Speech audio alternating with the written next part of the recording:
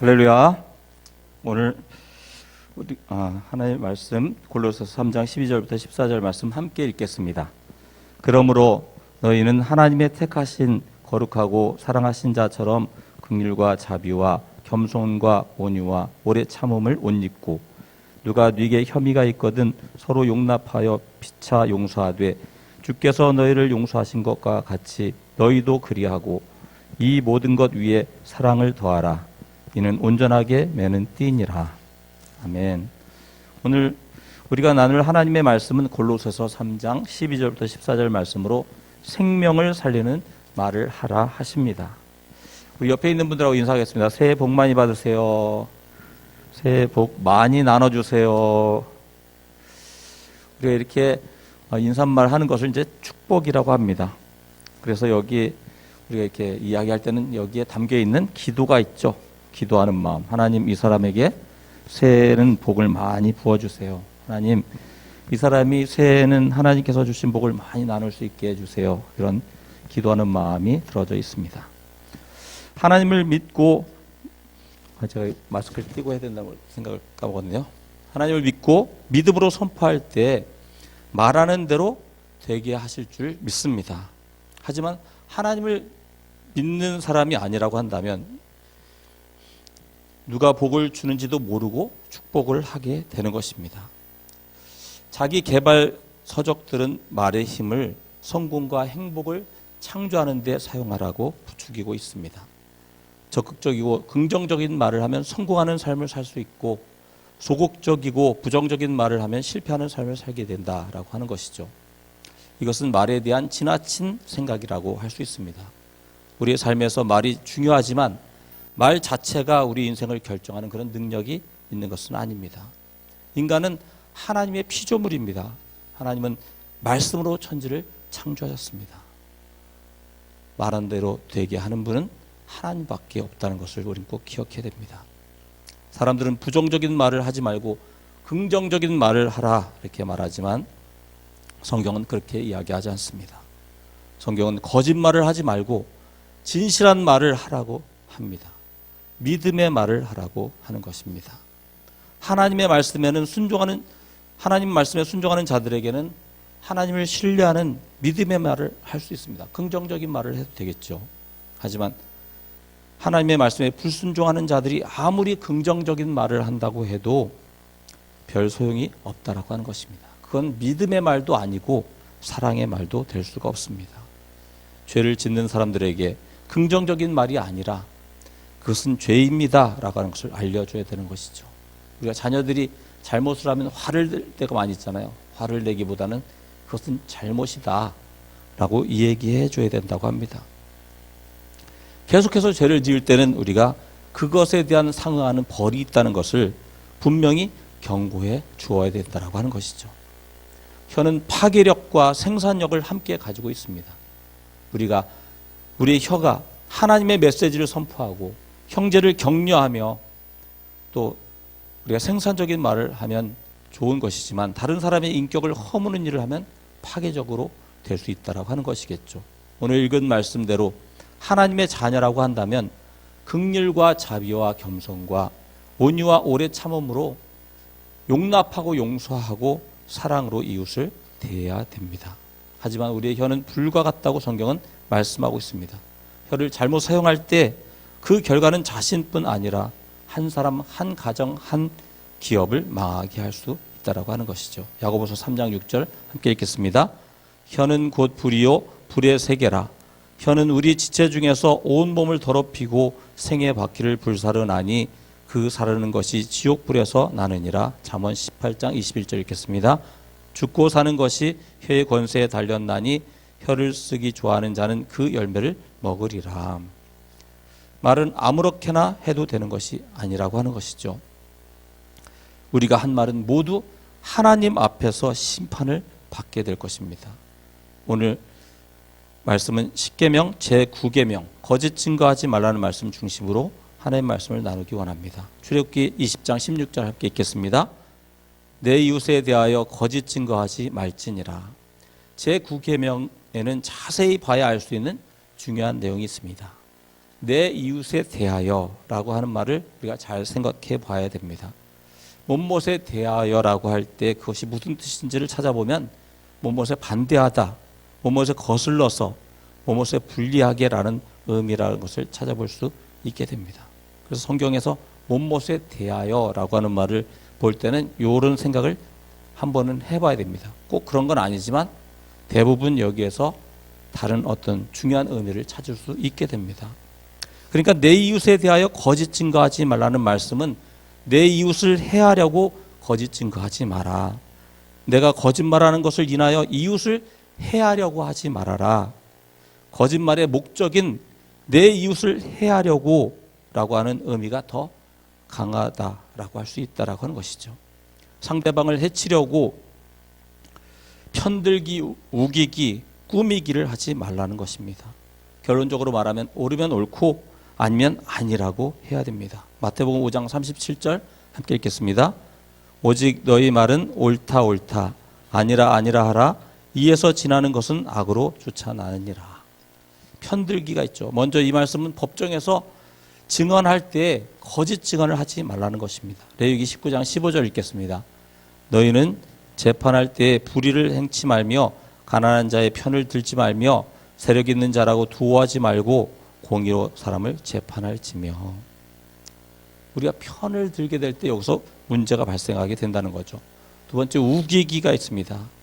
이웃에 대한 이야기를 할 때 본인의 해석, 과장, 확대, 오해를 주장하지 말라는 것입니다. 근거 없는 소문을 퍼뜨려도 안 되지만 근거 없는 소문을 너무 쉽게 믿어도 안 된다라고 하는 것이죠. 요즘에 SNS가 너무 많이 돌아다니잖아요. 그거 한번 인터넷 들어가서 쳐보면 금방 합니다. 거의 대부분 거짓말이죠. 내가 믿는 내용이 잘못되었다는 사실이 정확하게 발견되게 될 때 자기 자신의 견해와 고집을 꺾는 겸손함도 필요합니다. 이러한 겸손한 태도가 없을 때 독선과 독단에 빠질 수밖에 없습니다. 그리고 꾸미기라고 있습니다. 남의 흠을 들추어서 험담을 하거나 이웃을 헐뜯어 명예와 지위를 손상시키라는, 그리고 사실을 왜곡시키거나 속임수를 써서 남을 해롭게 하는 것이죠. 이런 것을 중상모략이라고 하는 것이죠. 예레미야 9장 8절 읽겠습니다. 그들의 혀는 죽이는 살이라 거짓을 말하며 입으로는 그 이웃에게 평화를 말하나 중심에는 해를 도모하는 도다. 무고죄라는 말이 있죠. 없는 사실을 거짓으로 꾸며서 날조해서 고발하는. 뉴스를 보다 보면 이런 거짓이 일상화되어 있는 슬픈 현실을 발견하게 되는 것입니다. 열왕기에 보게 되면 북이스라엘의 아합이라는 왕이 있었습니다. 아합 왕은 이스르엘이라고 하는 지역에 별장을 하나 가지고 있었는데 자기 별장 가까이에 참 좋은 포도밭, 나봇의 포도원이 있었습니다. 이스르엘이라고 하는 지역의 이 말은 하나님께서 씨를 뿌리셨다라는 뜻입니다. 그만큼 비옥한 땅이고 아름다운 땅이라는 것이죠. 그러다 보니까 이스라엘 곳곳에 좋은 포도밭이 많이 있었는데 왕이 늘 지나다니는 곳이고 별장에서 가깝다 보니 문제가 된 것 같다라고 하는 거죠. 하루는 아합 왕이 나봇을 불러 부탁해 봅니다. 자네 포도밭 나한테 팔 수 없겠나? 돈을 달라면 돈으로, 땅을 달라면 땅으로, 비싼 값으로 내가 사겠네. 하지만 나봇은 거절하게 됩니다. 왜냐하면 땅은 하나님의 것이고 또 조상 쪽부터 대물려 받은 땅이기 때문에 왕에게 팔 수 없었다라고 하는 것입니다. 이때 아합 왕의 아내 이세벨이 작전을 짜게 되는 것이죠. 중상모략을 합니다. 이스라엘 장로들과 귀족들에게 왕의 도장을 찍어 편지를 보내게 되고, 그래서 결과적으로 나봇이 하지도 않은 말을 했다고, 하나님과 왕을 저주했다고 거짓말로 소문을 내게 되고 결국엔 나봇은 죽임을 당하게 됩니다. 왕이나 하나님을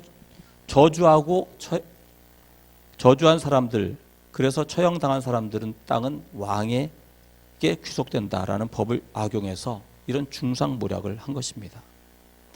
이를 방관하고 이익을 챙긴 아합 왕과 이세벨은 그 벌을 면하기 어렵습니다. 어떤 사람은 애매한 성경 구절을 하나를 들고 와서 하나님께서도 거짓말을 시키신다 이렇게 말합니다. 이사야 11장 2절 말씀 함께 읽겠습니다. 여호와의 신 곧 지혜와 총명의 신이요 모략과 재능의 신이요 지식과 여호와를 경외하는 신이 그 위에 강림하시리니. 하나님은 모략의 신이라는 것이죠. 모략이라는 말을 국어 사전에서 찾아보면 계략이나 책략, 그 두 번째 뜻은 사실을 왜곡하거나 속임수를 써서 꾸미는 꾀를 말하고 있습니다. 그러다 보니 신천지가 모략 전도를 한다고 합니다. 신천지는 이 말씀을 가지고 거짓말을 해서라도 하나님께 인도하면 된다라고 성경을 왜곡하고 있는 것이죠. 좋은 목적으로 하니까 거짓말이 아니다. 이웃을 해치려는 것이 아니기 때문에 십계명을 위반한 것이 아니다 라고 생각하는 것 같습니다. 하지만 이사야 11장 2절 말씀에는 이 모략이라는 말 우리가 잘 찾아보고 또 원어를 찾아보면 결과적으로 이 뜻은 조언, 충고라는 뜻입니다. 우리가 조언이나 충고할 때 사실을 왜곡하거나 속임수로 거짓으로 꾸며서 하게 된다면 그것이 말이 되겠습니까? 절대 되지 않습니다. 번역은 반역이다 이런 말이 있죠. 이 모략이라는 말이 그것에 해당되는 그런 말이라고 할 수 있습니다. 완전히 다른 뜻이죠. 그런데 왜 이렇게 번역을 잘못했을까 이런 생각도 우리가 해보게 됩니다. 저는 이단 때문에 그렇다 이런 생각을 할 때가 많이 있습니다. 이런 부분이 있기 때문에 자기 자신이 하나님이라고 우기는 그런 사람들이 성경 원어에 뭐라고 써 있는지도 모르는 것이 들통나게 된다라고 하는 것이죠. 이렇게 번역이 잘못돼도 저는 감사할 때가 있다 이렇게 생각을 하게 됩니다. 어쨌든 다른 언어로 번역한다는 것은 그만큼 어려운 일이겠죠. 출애굽기 32장에는 하나님의 이름으로 사기치는 장면도 나옵니다. 출애굽기 32장 4절 말씀을 한번 읽겠습니다. 아론이 그들의 손에서 그 고리를 받아 부어서 각도로 새겨 송아지 형상을 만드니 그들이 말하되 이스라엘아 이는 너희를 애굽 땅에서 인도하여 낸 너희 신이로다 하는지라. 모세는 십계명을 받으러 산에 올라가서 내려오지 않습니다. 백성들은 두려워하고 있는 그때 이 두려움을 이용해서 우상을 만들게 하는 사건이 발생하게 된다라고 하는 거죠.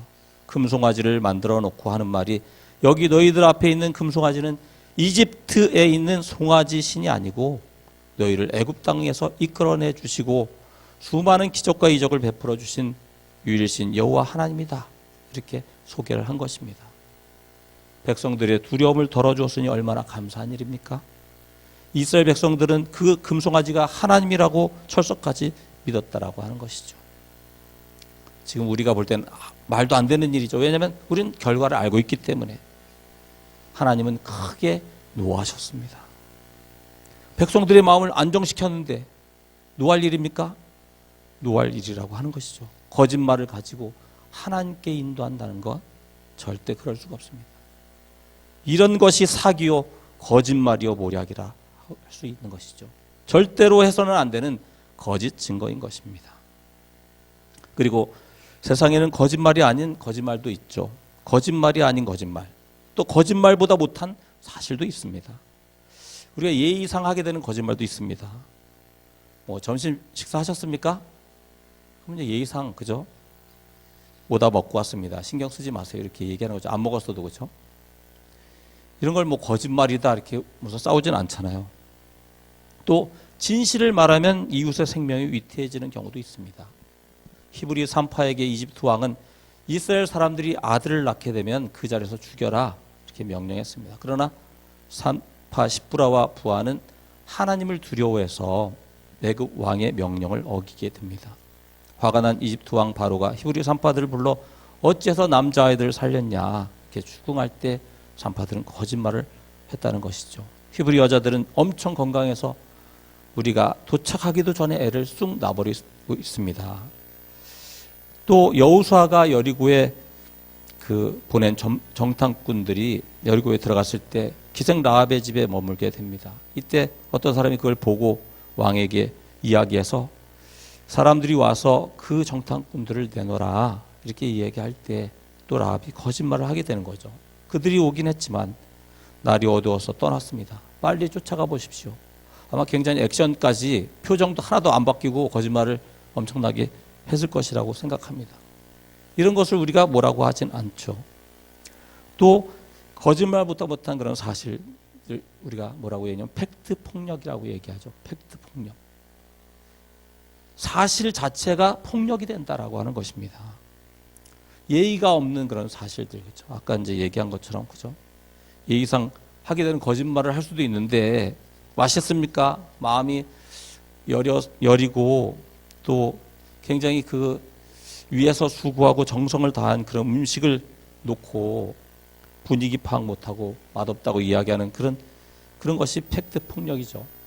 또 사랑이 없는 정의가 있습니다. 그죠? 우리가 많은 이야기들 속에서 많이 알지만 도둑질한 것이 맞지만 하지만 그 도둑질을 왜 했는지를 알아보지 않고 무조건 그 사람을 벌하는 것을 그런 건 사랑이 없는 정의라고 이야기하는 것이죠. 사실 우리가 살아가고 있는 이 세상에서 정직이 얼마나 중요한 일입니까? 하지만 나의 정직함 때문에 어떤 사람이 실족할 수 있고 나의 정의로움 때문에 많은 사람이 죽어나가는 것도 우리가 생각해 봐야 된다고 하는 것이죠. 정의와 정직이 굉장히 중요하고 귀한 일이긴 하지만 거기에 생명을 사랑하는 마음이 없다면 정의와 정직이라는 것이 정말 무서운 칼날이 될 수도 있다라고 하는 것입니다. 당연히 정의로워야 됩니다. 당연히 정직해야 되는 것이죠. 그러나 거기에는 하나님의 사랑을 더해야 된다라고 하는 것입니다. 내가 어떻게 정의롭게 정직하게 솔직하게 행한다 할지라도 모든 사람들에게 좋은 일을 할 수 없는 그런 시대를 우리는 살아가고 있습니다. 그래서 우리는 솔직하다는 것이 무엇인가를 다시 생각해 봐야 됩니다. 솔직하다, 정직하다라고 하는 것은 남의 허물을 들춰내는 것이 아닙니다. 자기 허물을 고백하고 인정하는 것이 정직이라고 하는 것입니다. 정직은 내가 정직해지는 것이지 내가 알고 있는 지식을 내가 보는 것을 솔직히 말하는 것이 정직한 것이 아니라고 하는 것이죠. 내가 알고 있는 진실이 객관적인 진실이 아닐 때도 많이 있다는 것을 우리는 경험하게 됩니다. 내가 뭐 틀린 말 했어? 이런 말 하면서 누군가 분명히 상처받고 있음을 알고 있으면서 우린 그것이 옳은 말이라고 이야기할 수 없다라고 하는 것입니다. 차라리 말하지 않는 것이 더 나을 때도 있다라고 하는 것이죠. 우리는 제9계명을 생각할 때 거짓 증거하지 말라는 말씀만 생각할 것이 아니라 내 이웃에 대하여 내 이웃을 해롭게 하려고 하지 말라는 말씀이 중요하다는 것을 생각해야 됩니다. 그러면 어떻게 해야 제9계명 내 이웃에 대하여 거짓 증거하지 말라고 하신 말씀을 온전히 지킬 수 있을까요? 예수님은 우리 모두가 증인이라고 말씀하고 계십니다. 누가복음 24장 46절부터 48절 말씀 함께 읽겠습니다. 또 이르시되 이같이 그리스도가 고난을 받고 제3일에 죽은 자 가운데서 살아날 것과 또 그의 이름으로 죄 사함을 얻게 하는 회개가 예루살렘으로부터 시작하여 모든 족속에게 전파될 것이 기록되었으니 너희는 이 모든 일의 증인이라. 여러분이 하나님의 자녀라면 증인입니다. 성령 충만을 구하는 이유가 있다면 우리는 증인이기 때문입니다. 사도행전 1장 8절 함께 읽겠습니다. 오직 성령이 너에게 임하시면 너희가 권능을 받고 예루살렘과 온 유대와 사마리아와 땅끝까지 이르러 내 증인이 되리라 하시니라. 신약에서 증인이라는 말은 순교자라는 말과 같은 말입니다. 많은 믿음의 선진들이 예수님을 증거하다가 순교했기 때문입니다. 우리는 말 한마디 할 때 목숨을 걸고 해야 되는 증인들이라고 하는 것입니다. 그러면 우리는 무엇에 대한 증인인가? 바로 예수 그리스도에 대한 증인이라고 하는 것이죠. 우리가 예수 그리스도를 증거하는 삶이 된다면 제9계명 내 이웃에 대하여 거짓 증거하지 말라고 하신 말씀을 온전히 지킬 수 있습니다. 복음을 전하는 사람이 사기칠 수 없습니다. 복음을 전하는 사람이 이웃을 해하려고 거짓 증거할 수 없습니다. 우리가 조금은 부족할 수 있지만 우리가 하나님의 자녀라면 우리는 증인의 사명을 최선을 다해 감당하게 되어 있습니다. 근데 그렇지 않은 사람들이 우리 눈에 보이게 되는 것이고 그런 사람들이 상상되어지는 이유가 너무 어려운 현실이라고 하는 것입니다. 그렇다면 그것은 정말 우리가 복음을 증거하는 삶인가? 그것을 우리가 점검해 봐야 되겠죠. 골로새 3장 12절부터 14절 말씀 함께 읽겠습니다. 그러므로 너희는 하나님의 택하신 거룩하고 사랑하신 자처럼 긍휼과 자비와 겸손과 온유와 오래 참음을 옷 입고 누가 네게 혐의가 있거든 서로 용납하여 피차 용서하되 주께서 너희를 용서하신 것과 같이 너희도 그리하고 이 모든 것 위에 사랑을 더하라. 이는 온전하게 매는 띠니라. 오늘 본문 말씀입니다. 고린도서 3장은 하나님의 형상을 회복하라고 하는 말씀이 들어져 있습니다. 참된 그리스도인으로서 지녀야 할 새로운 성품은 결론적으로 말에나 일에나 다 예수 그리스도의 이름으로 하는 것이다 라고 결론을 맺고 있는 것이죠. 말에나 일에나 예수 그리스도를 나타내는 삶. 그렇습니다. 우리가 삶으로 생명의 복음을 전할 때 제9계명 내 이웃에 대하여 거짓 증거하지 말라는 말씀을 온전히 지켜낼 수 있다라고 하는 것입니다. 입술로만 전하는 복음이 아니라 긍휼과 자비와 겸손과 온유와 오래 참음으로 용납하고 용서하고 사랑함으로 삶으로 나타내는 복음을 살아야 합니다. 복음, 내 마음에 복음의 감격이 있습니까? 내 마음에 주님을 향한 사랑이 있습니까? 그렇다면 우리가 이 복음을 살아내며 이 복음을 전함으로 인해 이 세상에서 어떠한 보상도 얻지 못하고 순교자가 된다고 할지라도 우리를 향하신 하나님의 부르심은 그곳에 있다라고 하는 것입니다. 주님의 사랑하는 성도 여러분, 이 시간 제9계명 내 이웃에 대하여 거짓 증거하지 말라는 말씀을 가슴 깊이 새기며 기도하시기를 바랍니다. 2021년 내 삶을 통해 복음을 드러내도록 하나님 아버지의 사랑의 마음을 부어 주시옵소서. 말이나 일이나 예수 그리스도의 이름으로 하게 하여 주시옵소서. 생명을 살리는 말을 하기를 기도하며 결단하는 여러분 되시기를 주님의 이름으로 축원합니다.